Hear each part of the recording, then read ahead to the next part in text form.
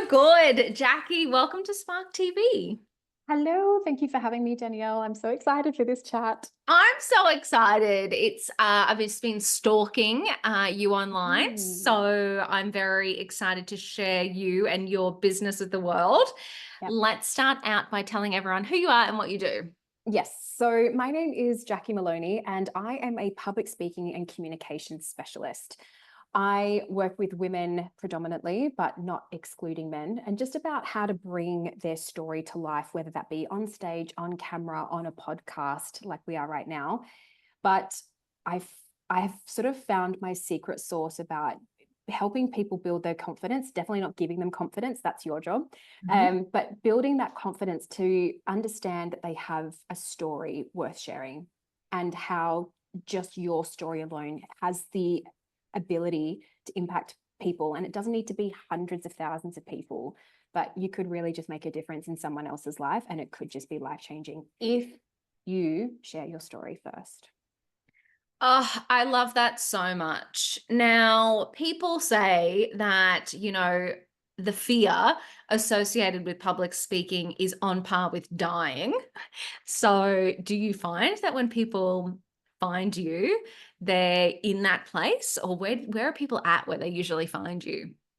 It's definitely a mixed bag, I'll be honest. I definitely have clients who are at the very beginning stages of their journey on their way to wanting to do more public speaking. I definitely have clients who are just wanting to be better communicators at work. They have Mhm. no interest in being on stage or doing anything like that, but they understand where we didn't get taught communication skills at school.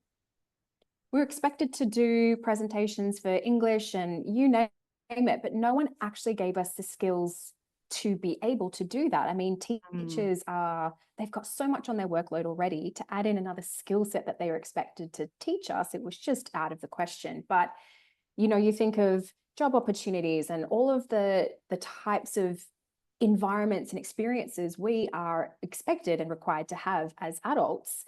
We just never set up with the right skill sets to be able to do that. So I do look after quite a few different, I guess, levels of needs. And I also then do work with people who are already on the speaking circuit. Mm. And we're going to jump into a little bit more about my background, but I have been an actor for 15 years, and I actually learnt Wow. my craft from being on stage and being in front of a camera. So I almost did it the reverse. It's like I was just thrust in front of something and I just had to figure it out as I went. So I do tend to work with some clients who are already speaking and they're just like, do you know what? I'm not engaging enough with my audience, or I'm missing that secret sauce. It's really taking me from, say, like a $5,000 speaking gig to, say, a 15 or a 20. Like, it's now up to me to be able to perform and entertain. And so I love working with them as well. So yeah, there is a huge spectrum of who I work with, but fundamentally, everyone has a fear. And I get nervous. I got nervous jumping on this podcast because I care and I want to make sure that I'm doing a good job by you and by people who are listening. So, yeah, fear never goes away. It's, I guess, the tools and the skills that you can learn just to acknowledge that they exist and operate despite them coming through quite loud sometimes. Yeah, it's so interesting, and I love how when you explained what you did, you talked about how just knowing your story and connecting to your story and understanding that you do have something to say, and perhaps that is impacting one person's life, the bridge between that and knowing that you are enough and knowing that people will relate to what you have to say. I mean, that in and of itself is such a great bridge to get over that fear, I think. Yeah, I think you hit the nail on the head there. It's having confidence in what you're saying. And a Yeah. lot of people come to me, they're just Yeah. like, I don't know what my story is, or I don't know how to answer questions if I get put on the spot with a Q&A, and I just don't know what to say. I don't know what to say. And I guess there's two parts to that, is knowing your story and actually putting pen to paper or typing it out or whatever that looks like.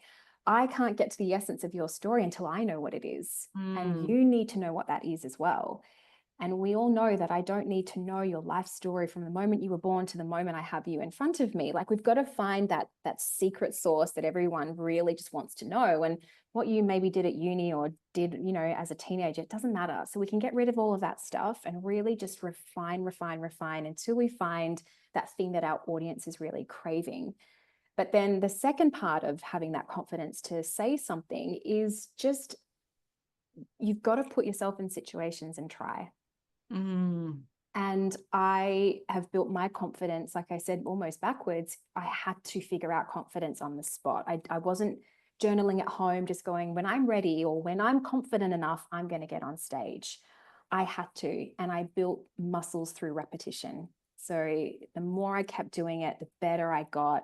I was like, cool, that worked. Or no, that definitely didn't work. Yeah, I won't do that again. But I learned from that way. And so these are all different ways we can go about building this confidence. But it really does start with your story and knowing who the hell you are and what you have to offer the world.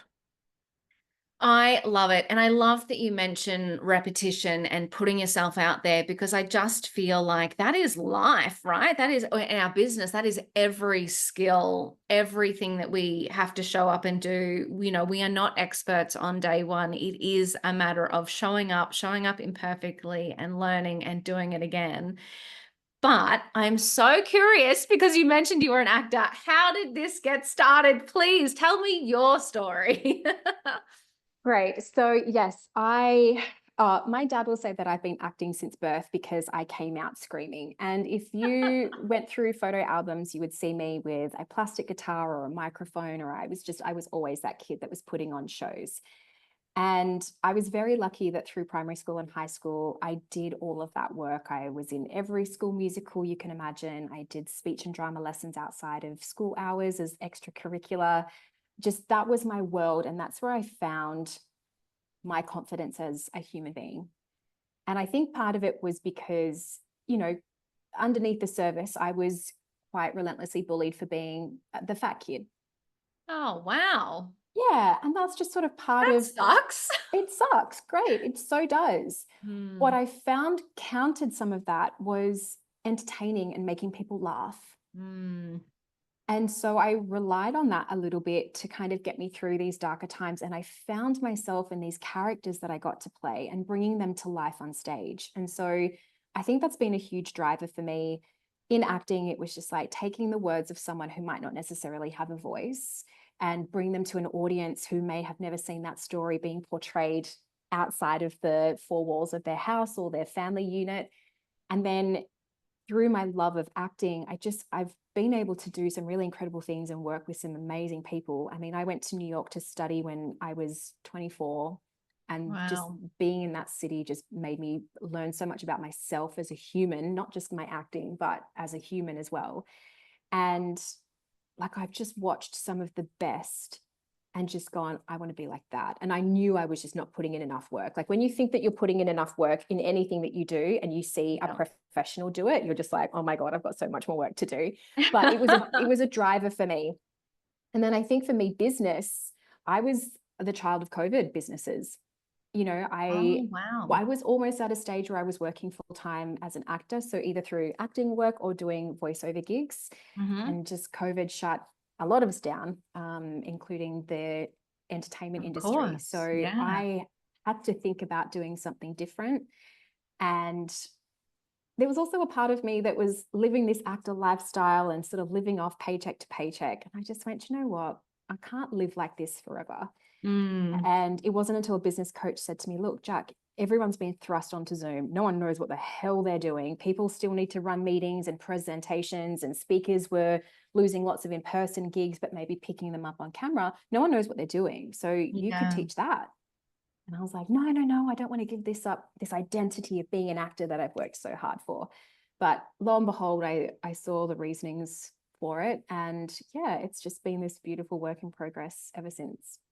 Oh, I love it.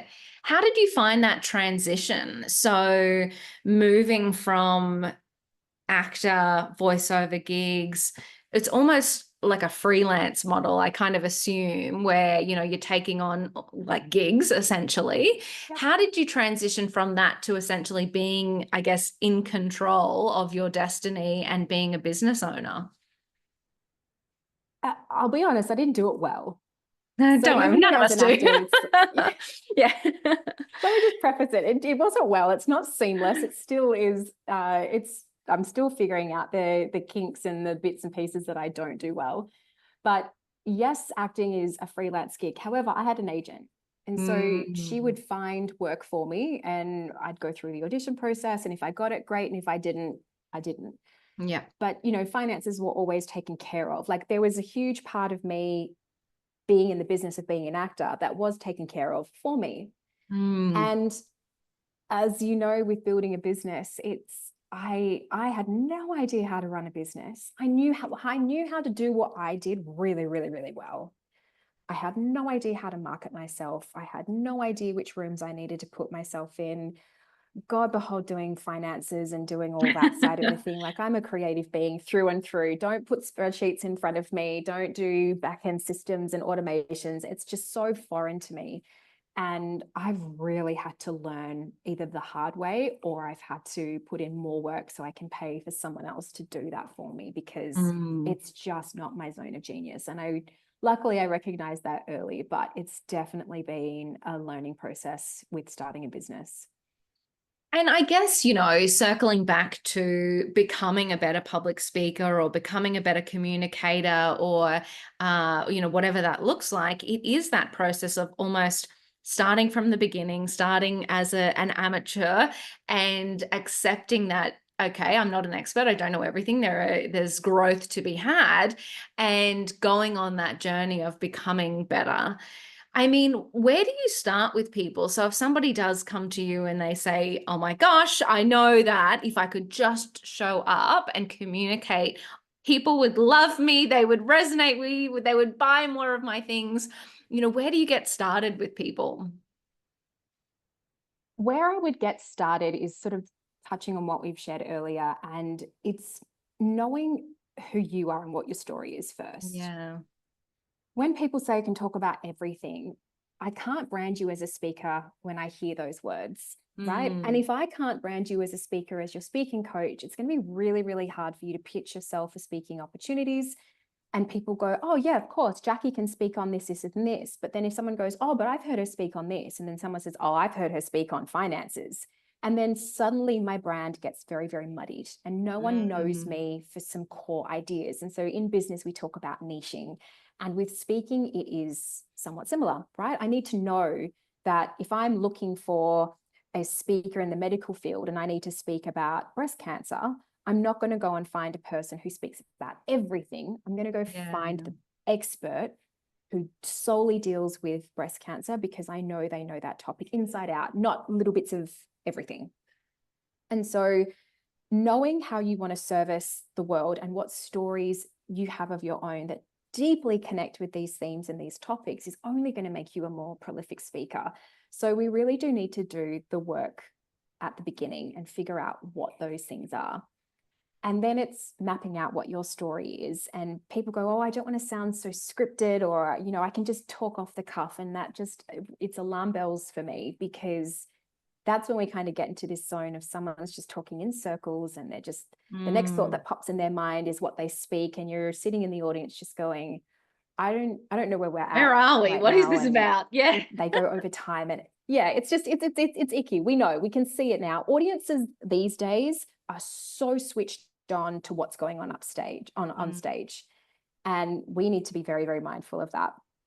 But I think the other thing that I want to work on with people is that when you become a speaker, you should not get into speaking for you. You should get into speaking to serve your audience. Because when times get hard and you get rejected, we can make it all about us. Woe Mm. is me, I'm not getting gigs, not whatever. If we flip that into a more positive, what possibilities are out there? Like I'm still going to show up every single day because I have an audience to serve. It just makes it so much easier. And then it also just helps with these nerves, because every time I go, oh, I'm nervous, or I'm sweating, or my heart's palpitating, or all of those sorts of things that start physically happening to you before you get on stage, if we can flip that on its head and just go, that's all I'm nervous, I'm this, I'm that. What about, I need to go on stage because my audience is waiting for me. My audience needs to hear this today, because I know, because I've done my research, I've done all my work, that they're struggling with this. And even if I can reach 5 out of 100 people, I've done my job.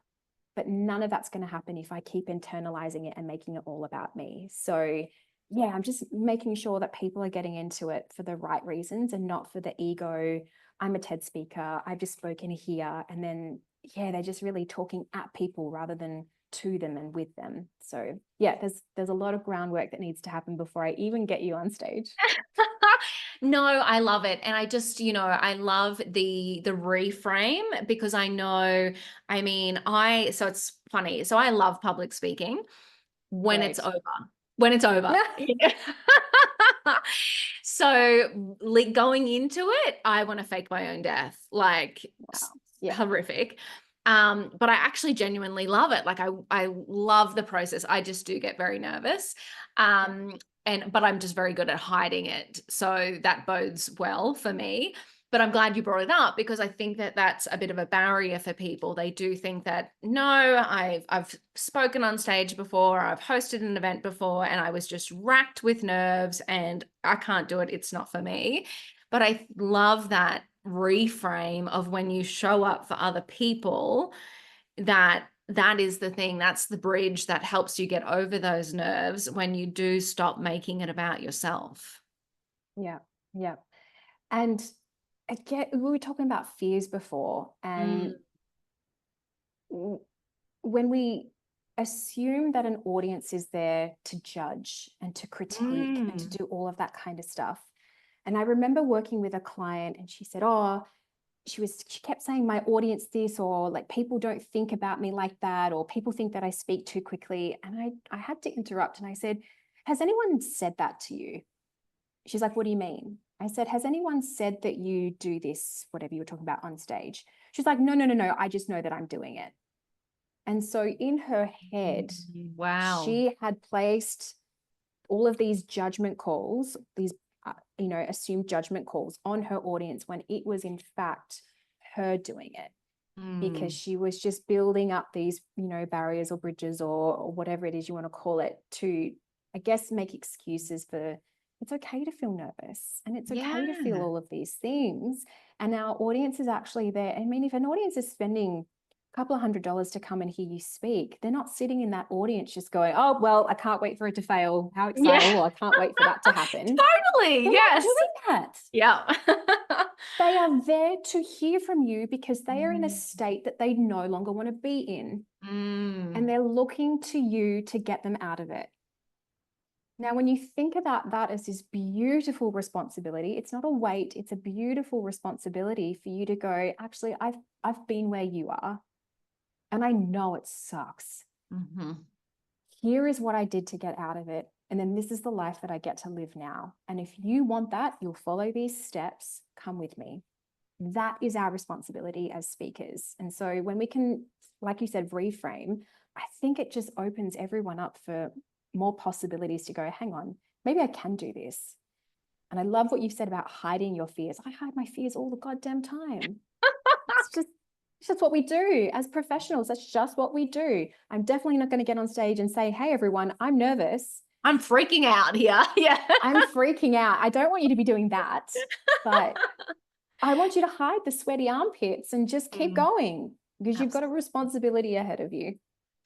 I think it's so awesome. And it's interesting, because you mentioned it before, but this is doing the work, right? We don't just wake up one day, decide we want to be an amazing speaker or communicator, and magic, wow, we are amazing at it. You do have to put in that work. And it's hilarious, because I probably never would have thought about this, but before we hit record, you mentioned the Golden Globes, and now I can't get it out of my mind. But so after I watched an interview with Nikki Glazier, however you say her last name, on the Howard Queen, Stern absolute show. queen. Oh my God, Yeah. she killed it. But I saw an interview with her on the Howard Stern show, and she was saying that a lot of people actually get offered to host and turn it down because you don't get paid for it and it is a lot of work. And she was like, "Are you kidding me? Like who cares that it's a lot of work? Like the opportunities that it opens up, the platform that it has afforded me." And I just think about how fearless she was in going, it's going to be hard, but it's going to be worth it and amazing. And I think that it's the same process when you think about starting anything new, but particularly I think speaking because a lot of people have that fear and huge block in front of them. The work isn't bad. The work is how we get amazing at anything. Yeah, absolutely. And I think we need to stop thinking that the work needs to be done once someone says yes to you being on stage. I love that. Yes. It needs to be every single day. And this is what I say to my clients. I don't expect you to be doing hours of work on your speaking craft, but I do expect at least 10 minutes. And what I often equate that to is like, I guarantee you're spending at least an hour on Instagram. I want you to take 10 minutes of that Instagram time and actually put it into your vocal work, your reading. Maybe it's refining this story part of your keynote that's just not sitting right. But if I keep playing with it and if I maybe rehearse it in front of a camera and then send it to me so I can look at it, like 10 minutes a day, we talk a lot about the 1%ers, and that's common vernacular at the moment in terms of messaging. Like, what are those 1%ers? My 1% for people wanting to just completely take their speaking to another level, whether or not you have ambitions to be on stage or not. If you want to get more confident just putting your hand up in a boardroom and actually saying something, 10 minutes a day is all I'm asking. Yeah. Yep.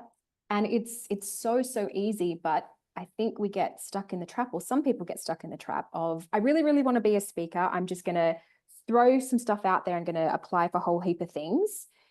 And then someone says yes. And then they're just like, oh crap, I've got to be on stage next month in Sydney. It's a 45-minute keynote. And then they come looking for help. And I'm just like, we're pushing it. Like, we're really putting you under a lot of pressure. Yeah. And I don't want that. I want women to be able to go, do you know what? I've got this. Maybe I need some tweaking and some refining, but I deserve to be on that stage. I'm going to work on my craft for 10 minutes every single day. I'm going to have all of this worked out and I'm going to walk on stage. And sure, I'm going to feel a little bit nervous, but I deserve to be on this stage and I've prepared accordingly for it. Like, that's really where the work comes. I mean, you think about athletes. To go to the Olympics, they're not training for 6 months beforehand. They've got to do tournament after program after They're training this their after whole training lives. camp.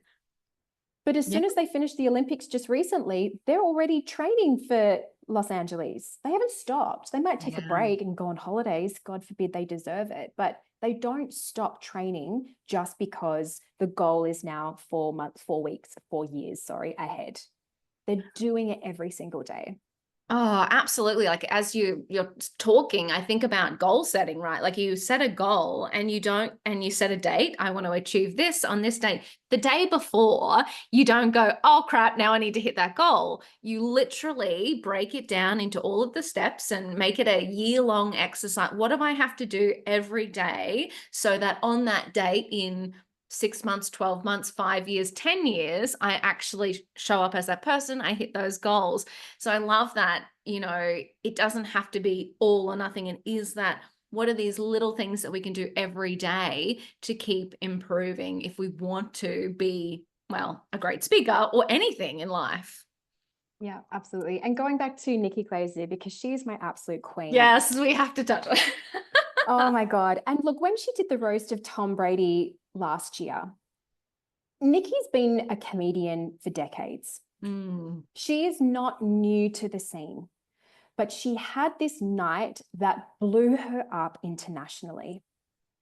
Now, if she was to go and rest on her laurels and then just go back to being Mickey and not doing her podcasts and not being guests on other people's podcasts and taking advantage of that opportunity, she may very well have been forgotten, because you know what the news cycle is like. We're kind of buzzing around for a couple of weeks and then it's forgotten about.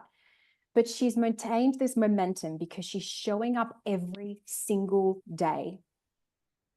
So when it came time for Golden Globes, she didn't get the gig and then turn around and just go, oh crap, I've got to now get ready for Golden Globes. She's already in a perpetual cycle of, what do I do every single day? What jokes have I got to write? Am I across celebrities and what's going on for them in the background, so that when I do have to write a joke, it takes me 10 minutes, not 3 days, because I've got to go and do the research. Like, her finger is on the pulse always. And that's why we get the brilliance of her on that night, because of all of the work that she has done leading up to this point. And I think that that's what people forget, because this kind of work, it's sometimes quite hard to put your finger on improvement. Like, as an athlete, if you improve your time, that's an improvement. You know that everything that you've been doing, you've worked and you've made a PB, 3 seconds different to the last time. Doing this type of work, it's kind of hard to quantify it and get a result. Am I getting better? I don't know. Like, sometimes someone laughed in this podcast interview, but then they didn't laugh in the next one. So it's a little bit harder to navigate, but it's just the confidence of showing up and doing it every single day, what that is actually building. It's not quantifiable, but it's going to make such a difference. I love it. Jacqui, you are absolutely spectacular. Thank you so much. Now, I always love to wrap up these podcasts with one last piece of advice. So, reflecting on your time in business, what would be a piece of advice that you would give to another woman to help her on her business journey? You deserve this. I love I've, that so yeah, much. yeah. I've sat in so many, I've sat in my own woe is me. Oh, I don't deserve this because I'm not pretty enough, or I don't deserve that role because I'm not skinny enough. Like, I've lived in that world before and I know how much it hurts and it sucks. That industry is just, it gives you a thick skin, but I'm so grateful for it because it's allowed for me to have a different skin in business. But I think as women, and I'm generalizing here, but off of the back of the chat for the Golden Globes, we started talking about award ceremonies, and the number of DMs that I got after sharing some of the Demi Moore acceptance speech, and this vernacular of, oh, I didn't prepare anything because I didn't think that I was going to win. And so it's this lack of, we feel lack in deserving. And so these women do all this work in business and they smash all of these goals, and then they go, great, I'm going to submit myself for this award, or I'm going to be nominated, but I'm not going to prepare an acceptance speech because that's my limit. To get nominated was my ceiling.